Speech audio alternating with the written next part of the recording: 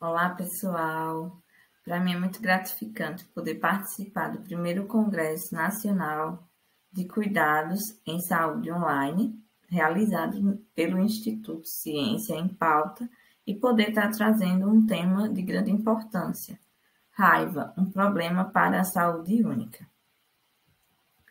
Meu nome é Anita, eu sou médica veterinária, formada pela Universidade Federal de Sergipe, campus do Sertão. Atualmente, sou discente do programa de pós-graduação em Ciências Aplicadas à Saúde, também pela Universidade Federal de Sergipe. Faço parte da coordenação do Núcleo de Estudos Saúde Única da Universidade Federal de Lavras e sou colaboradora da Liga Acadêmica de Saúde Única da Universidade Brasil. O que é a saúde única, ou termo One Health? Num contexto histórico, o termo saúde única ele vem sendo abordado desde os tempos antigos. No século XIX, alguns líderes da medicina, como Rudolf e William Osler, eles abordaram a ideia que a saúde animal e o ambiente influenciavam diretamente na saúde humana e que estes estavam intimamente ligados. No século XX, os esforços de colaboração entre a medicina veterinária e a medicina, eles diminuíram. Entretanto, no século XXI, com surgimentos de algumas doenças transmissíveis como febre do Nilo ocidental, HIV, síndrome respiratória aguda grave, os profissionais, eles perceberam a necessidade da colaboração tanto da medicina veterinária quanto da medicina. E foi em 2004 que surgiu o termo One Health, num congresso, um simpósio realizado por uma organização não governamental, que é o Wildlife Conservancy Society, que reuniu profissionais para discutir sobre a transmissão de doenças entre animais e humanos. E em 2008, alguns órgãos de saúde, como a Organização Mundial de Saúde, a Organização Mundial da Saúde Animal e a Organização das Nações Unidas da Agricultura e Alimentação, eles lançaram a iniciativa de um mundo, uma medicina e uma só saúde, onde instituiu o conceito de saúde única. E em 2011, ocorreu o primeiro Congresso Internacional da Saúde Única na Austrália, onde teve a reunião de 60 países para discutir sobre a indissociabilidade da saúde humana, animal e ambiental. E o Conselho Federal de Medicina Veterinária, ele define o conceito de saúde única como a união indissociável entre a saúde animal, humana e ambiental. Aí vocês podem me perguntar, e o que a saúde única tem a ver com a raiva? Muitas doenças, elas surgem nessa interface humano, animal e no meio ambiente. E cerca de 75% das doenças infecciosas emergentes, elas têm origem animal, como, por exemplo, o Ebola e o HIV. E 60% das doenças infecciosas humanas, elas são zoonoses. E o que são zoonoses? De acordo com a Organização Mundial da Saúde, em 2016, o termo zoonose ele foi definido como doenças ou infecções naturalmente transmissíveis entre animais e seres humanos.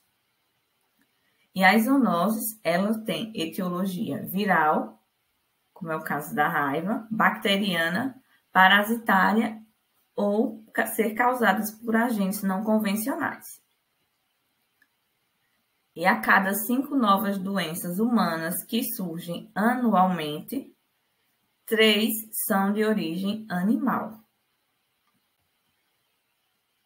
Existem alguns fatores, né, que contribuem, como o crescimento das populações humanas e animais, a ocupação humana, a modificação dos ecossistemas e as alterações climáticas, que contribuem para as mudanças, né,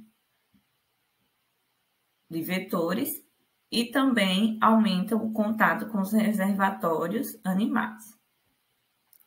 E esse cenário, ele favorece o aparecimento, né, de doenças emergentes e reemergentes, como é o caso da raiva.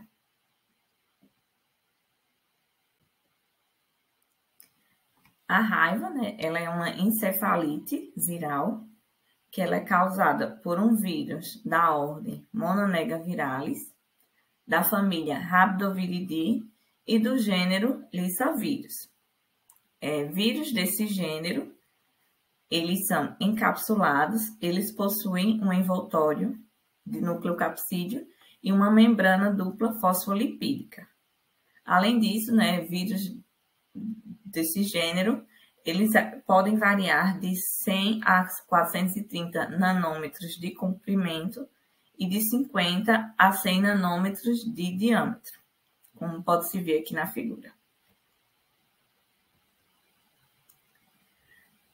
O lissavírus, ele apresenta 7 tipos de genótipos no mundo e no Brasil é encontrado o vírus clássico da raiva, que é o rabies vírus, que este é responsável, né, por causar raiva nos mamíferos terrestres e nos mamíferos aéreos.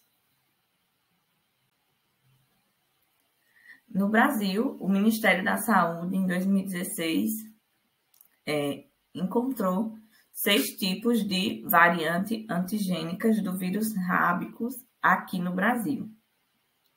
Dentre elas, tem a variante genética compatível com cão doméstico número 1 e a variante genética compatível com cão doméstico número 2. Tem também a variante genética compatível com o cachorro do mato, a variante genética compatível com Demodus rotundus, que é um morcego hematófago de grande importância epidemiológica, a variante genética compatível com Tadarida brasiliensis, que é um tipo de morcego não hematófago. Também outra variante genética compatível com outra espécie de morcego não hematófago. E a variante genética compatível com o sagui de tufo branco.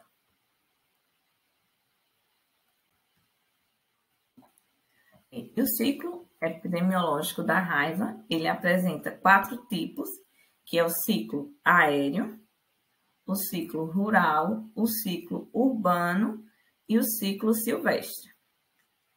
O ciclo urbano, ele apresenta uma grande relevância para a saúde pública pelo contato direto dos humanos com cães e gatos.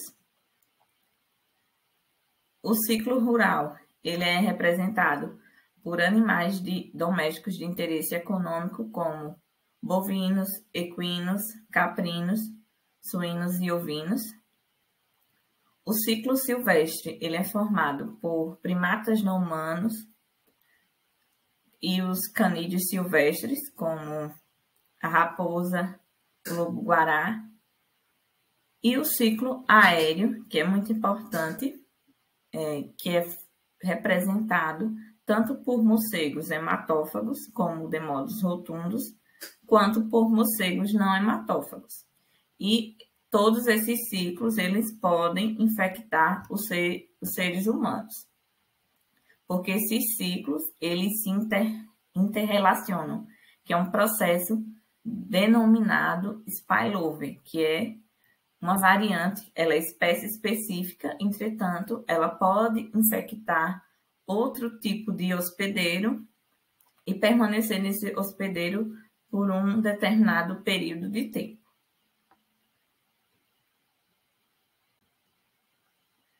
Trazendo o cenário epidemiológico da raiva no mundo, de acordo com a Organização Mundial da Saúde e a Organização Pan-Americana de Saúde, em 2021, A raiva, ela é uma zoonose que ela é encontrada em torno de 150 países.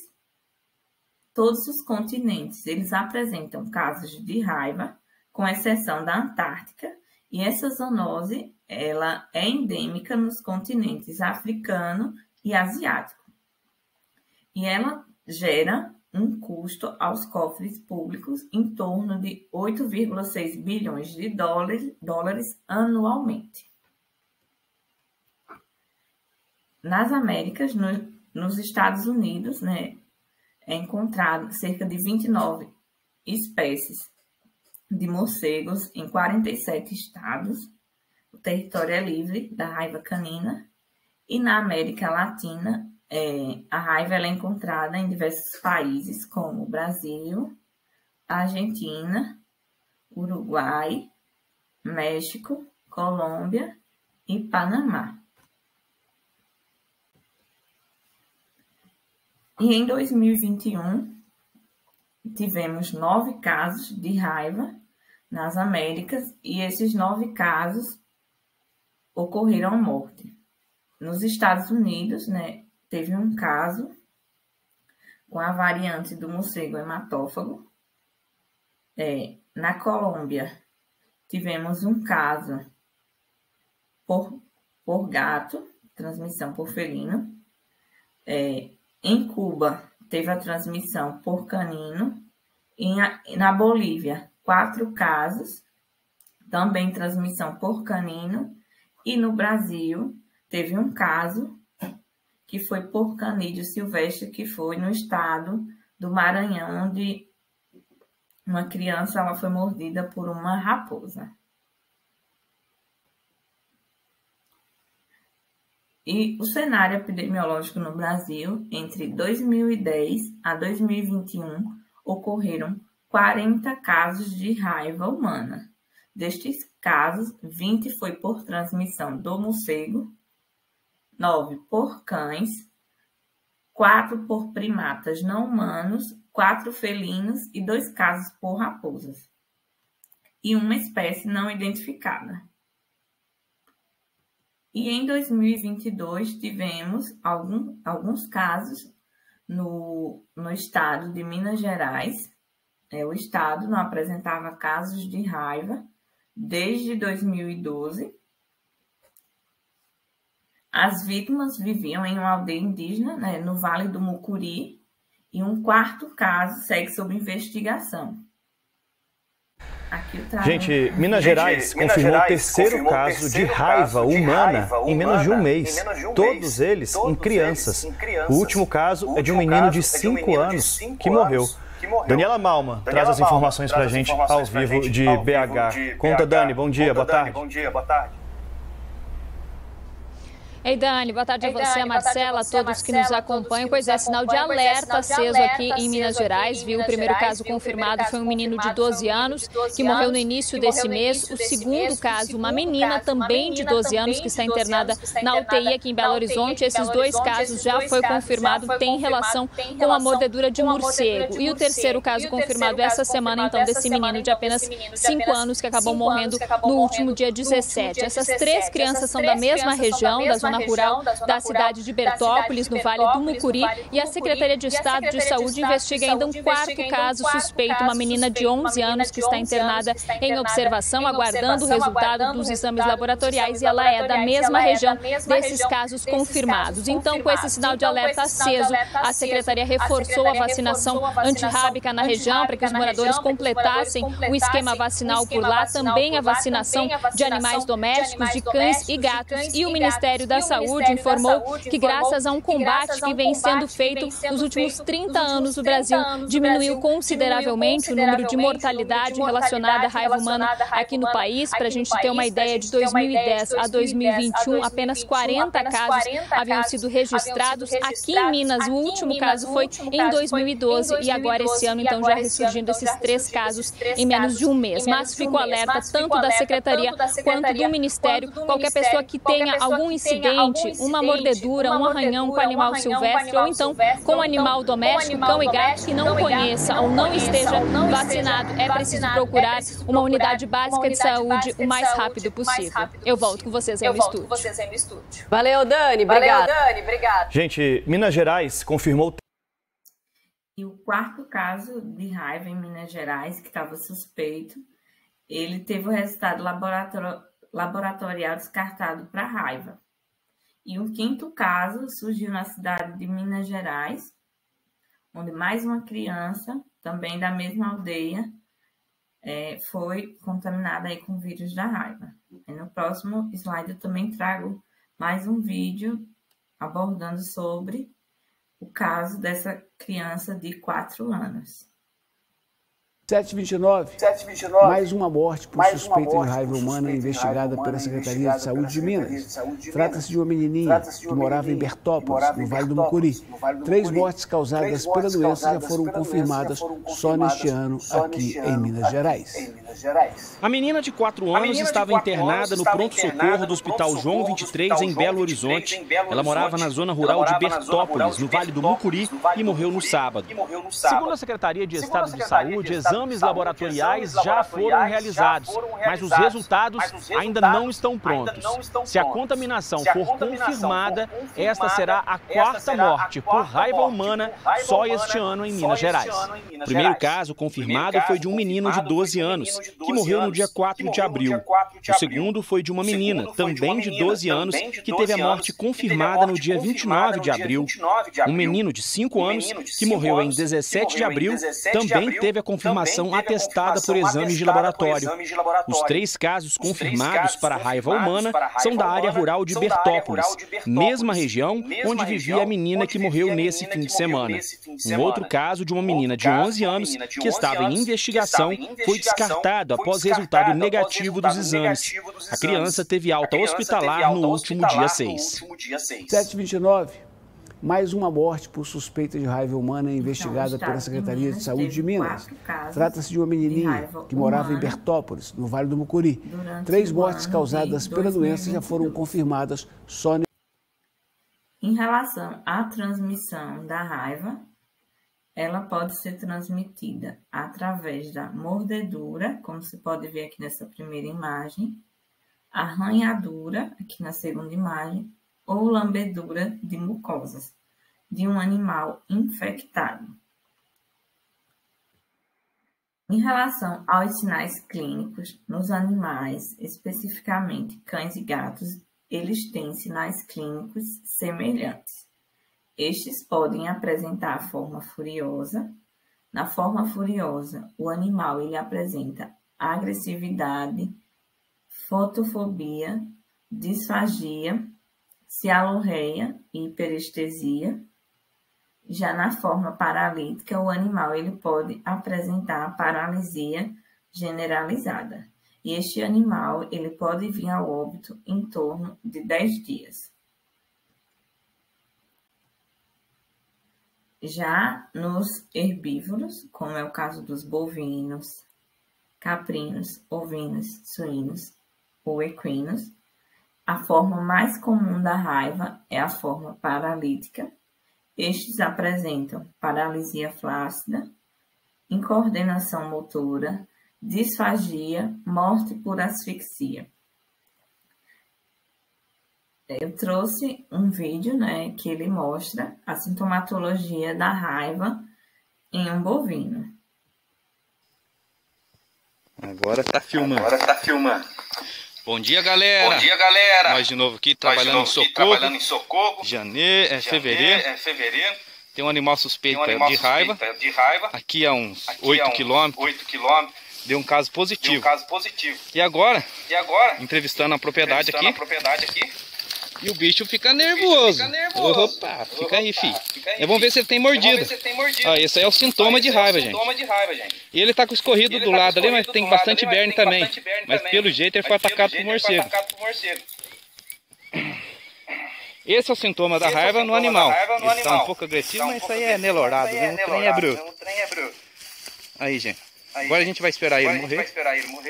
Pra vir fazer a coleta encéfalo e cérebro para mandar para o laboratório. Esse aqui é o encarregado da fazenda, ele que avisou nós. Ali tem umas casas abandonadas. O Marquinhos tá lá, fazendo a vistoria. Então, vamos chegar mais pertinho dele aqui. Que ele tá, ó, encarado, hein?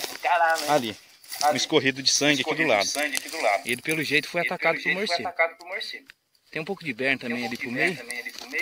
E sempre onde que junta as bicheiras, é onde que o morcego mordeu. Um escorrido do lado. Esse aqui é o sintomas da raiva. Vou tentar mexer com ele aqui. Vai, boi. Aí ele fica pá. Cascadeira. Sem movimento. Vamos, boi. Levanta, boi. Então, ele não consegue levantar. Vai, boi. Vamos. Levanta. Então, pessoal, esse aqui é os sintomas da raiva. Até mais. E mais notícias mais tarde. Abraço.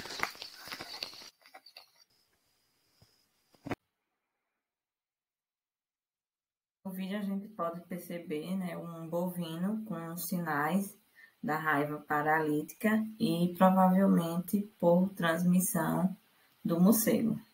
O morcego de modos rotundos, né, ele está envolvido no ciclo rural, nessa transmissão aí de bovinos. Em relação aos sinais clínicos nos morcegos não hematófagos, estes podem ser encontrados caídos, né, em locais não habituais. Então, não é normal encontrar morcegos caídos em locais que não é o do seu habitat. Eles não conseguem desviar de barreiras, estes se tornam agressivos e podem ser vistos em atividades diurnas. No caso de morcegos hematófagos, estes podem apresentar agressividade, incoordenação motora, tremores e excitabilidade extrema a ruídos e à luz. No caso, né, dos canídeos, dos animais silvestres, né, os canídeos silvestres, eles demonstram a forma furiosa e estes sinais clínicos, eles são semelhantes ao cão doméstico. Os animais, eles podem apresentar agressividade, cialorreia, fotofobia e excitabilidade extrema a ruídos, também à luz. Já nos seres humanos, eles podem apresentar tanto a forma furiosa quanto a forma paralítica. Os humanos que apresentam a forma furiosa da raiva, né, eles demonstram sinais clínicos como hidrofobia, cialorreia, agressividade, excitabilidade aos ruídos e à luz. E a forma paralítica, estes apresentam a paralisia flácida, tetraplegia e pode ocorrer o óbito em decorrência da paralisia diafragmática e bulbar. E o humano que ele apresenta raiva, ele permanece consciente até o estado de coma e posteriormente o caso, ele pode evoluir para o óbito. Em relação ao diagnóstico dos animais, né, coleta-se fragmentos do sistema nervoso central, no caso de herbívoros. No caso de cães e gatos, né, pode ser enviado a cabeça do animal ao laboratório e no caso de animais silvestres, estes são enviados inteiros.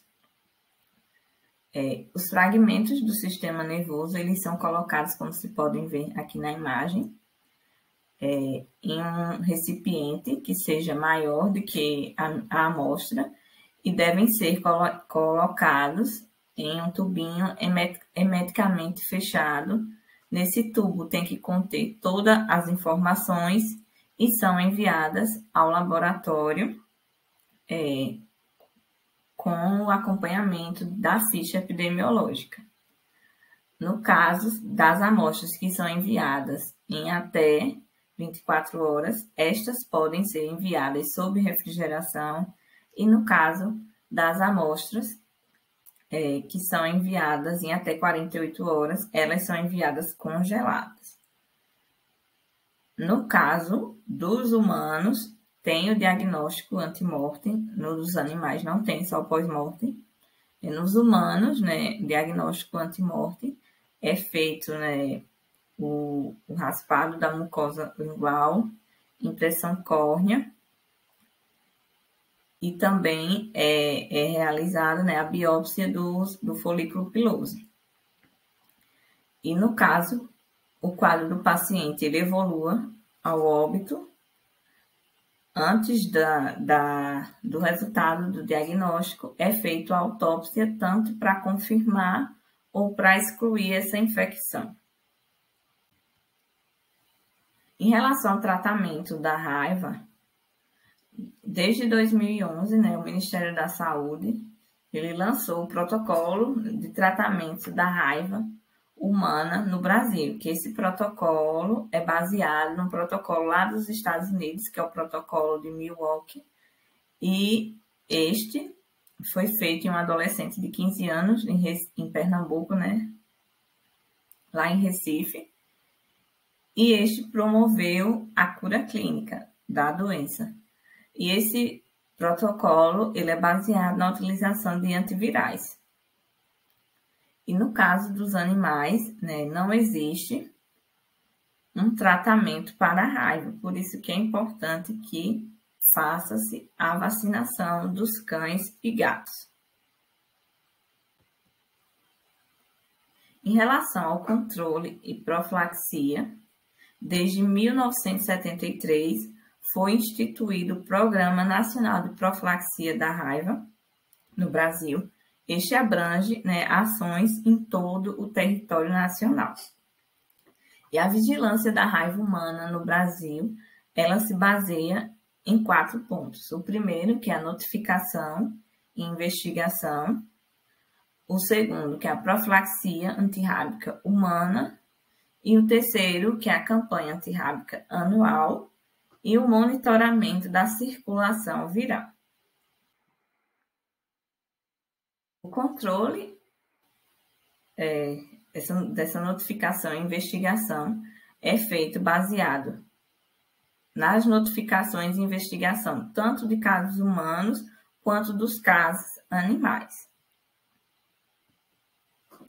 A profilaxia antirrábica humana, ela se baseia nos protocolos de pré-exposição que são preconizados pelo Ministério da Saúde e o de pós-exposição.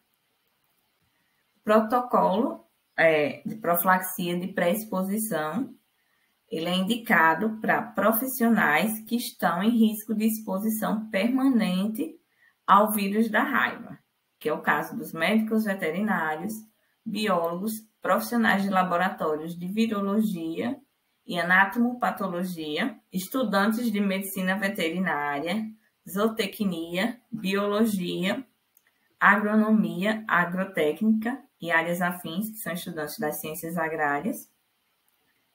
Também profissionais que atuam na captura, contenção, coleta de amostras, vacinação, pesquisas, investigações epidemiológicas, identificação e classificação de mamíferos ou domésticos, no caso cães e gatos, e também animais de produção, como bovinos, equinos, caprinos, ovinos e os suínos, animais silvestres de vida livre ou de cativeiro.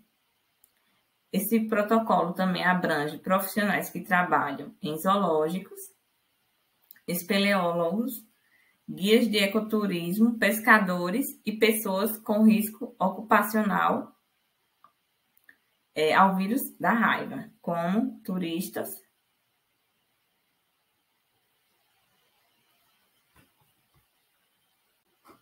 Já o protocolo, né, de pós-exposição, agora em 2022, teve uma nova nota técnica emitida pelo Ministério da Saúde e o protocolo de pós-exposição, ele se baseia no tipo de animal envolvido e o tipo de exposição ao vírus rábico.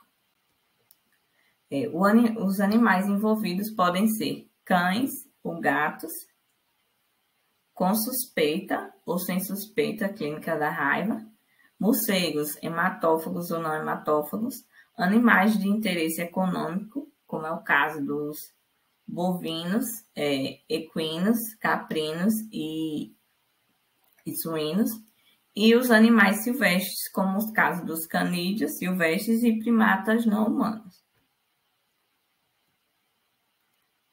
O tipo de exposição, ele se classifica em contato indireto, acidentes leves e acidentes graves. E o Ministério da Saúde, ele considera como contato indireto a manipulação de utensílios potencialmente contaminados, lambedura de pele íntegra, contato com secreções ou excreções do animal. Acidentes leves são aqueles ferimentos superficiais no tronco ou membros, com exceção de mãos e pés, e lambedura de lesões superficiais. Os acidentes graves, o Ministério considera que são ferimentos na cabeça, face, pescoço, mão, polpa digital, ou planta do pé, ferimentos profundos, múltiplos ou extensos em qualquer parte do corpo, também a lambedura de mucosas ou pele com presença de lesões, ferimentos profundos provocados por arranhaduras, que é comum nos felinos, e qualquer ferimento ocasionado por morcego, seja ele hematófago ou não hematófago. E de acordo com a nova nota técnica de 2022 do Ministério da Saúde, no caso de cão e gato passível de observação por 10 dias que ocorreu contato indireto, preconiza-se lavar com água e sabão e não é indicado fazer a profilaxia. Nos casos de cão e gato não passível de observação por 10 dias e que houve um contato indireto, também é preconizada a lavagem com água e sabão e não fazer a profilaxia. Já no caso de mamífero doméstico de interesse econômico que teve um contato indireto, indica-se também a lavagem do ferimento com água e sabão e não se faz a profilaxia.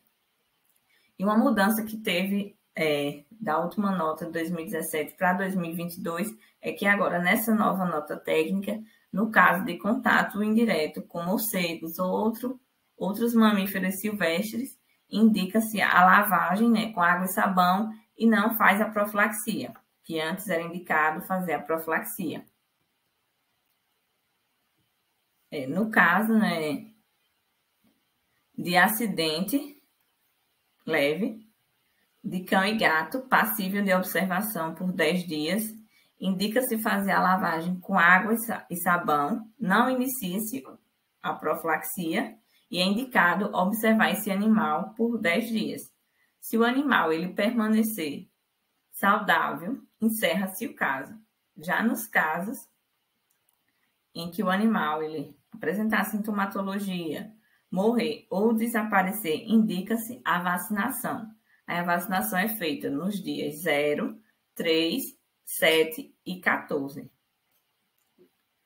Nos casos que o cão e gato ele é não passível de observação por 10 dias e teve um acidente leve, lava-se o ferimento com água e sabão e inicia-se a profilaxia com a vacinação nos dias 0, 3, 7 e 14. Nos casos de mamífero de interesse econômico, lava o ferimento com água e sabão e inicia-se a profilaxia com a vacinação, também nos dias 0, 3, 7 e 14. E nos casos de acidente leve por morcegos, ou outros mamíferos silvestres, lava-se com água e sabão o ferimento, inicia-se a profilaxia com a vacina nos dias 0, 3, 7 e 14 e também é indicado o soro.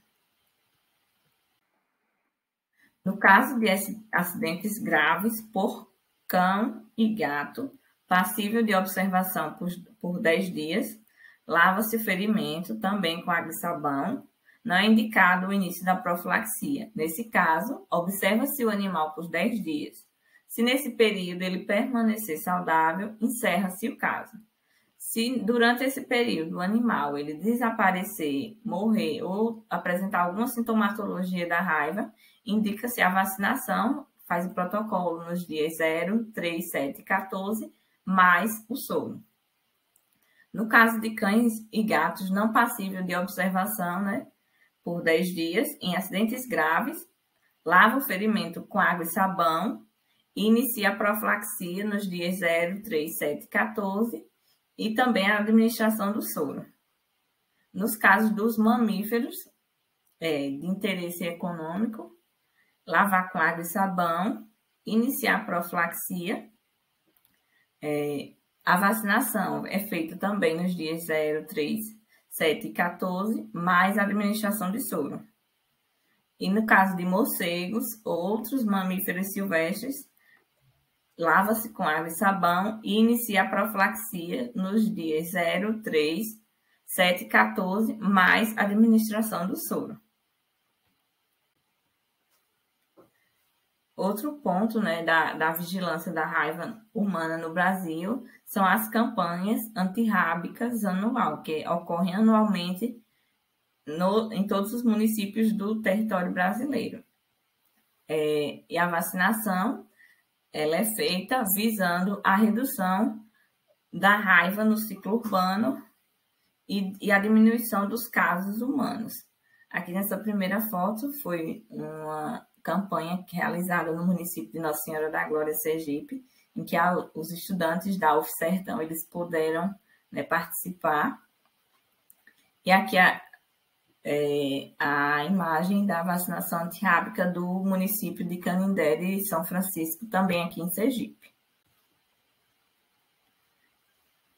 E outro ponto também da vigilância da raiva no Brasil é o monitoramento da circulação viral, que é feito através da confirmação dos casos e a identificação da variante. Tem que se identificar se foi por variante canina, se foi por variante do morcego hematófago, dos morcegos não hematófagos, se foi pelo sagui tufo branco ou pela variante do cachorro do mato. Aí faz-se essa identificação qual a variante que estava envolvida na transmissão do caso. No caso do controle de profilaxia dos herbívoros, o Ministério da Agricultura, Pecuária e Abastecimento, né, que é o MAPA, instituiu em 2002, através da nota técnica número 5, o Programa Nacional de Controle da Raiva dos Herbívoros, que baseia-se, né, em ações epidemiológicas, o controle, a vacinação dos herbívoros e o controle de quirópteros, como é o caso do Demodus rotundus. No caso de quirópteros e silvestres, são feitas, né, ações conjuntas, tanto entre o Ministério do Meio Ambiente quanto o Ministério da Agricultura, Pecuária e Abastecimento, o MAPA. Nos quirópteros é feito, né, esse monitoramento através de ações ativas, né, as buscas nos abrigos e também em locais não habituais. E outro ponto muito importante são as ações de educação e saúde. Esse aqui é um projeto que foi feito na raiva, né, da raiva, que foi feito na Universidade Federal de Sergipe. Esse projeto foi coordenado pela professora Paula Regina e ele trazia a abordagem da raiva em escolas para crianças, trazendo todas as informações epidemiológicas. Essas foram as referências utilizadas. E aqui eu deixo o meu e-mail e o meu Instagram. Qualquer dúvida, podem entrar em contato e muito obrigada pela atenção.